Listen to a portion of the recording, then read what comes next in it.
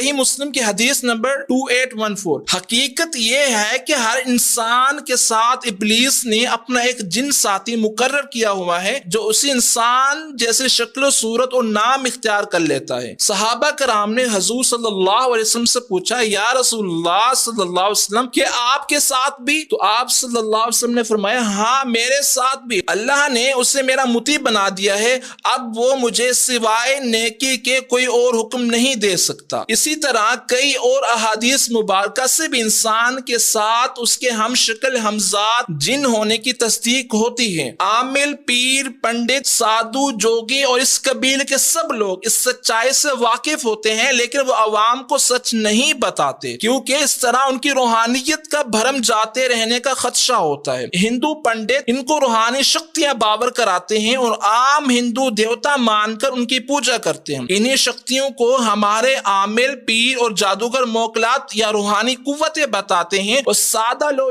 مسلمان اسے روحانیت مان کر بالواسطہ شیطان کے ہی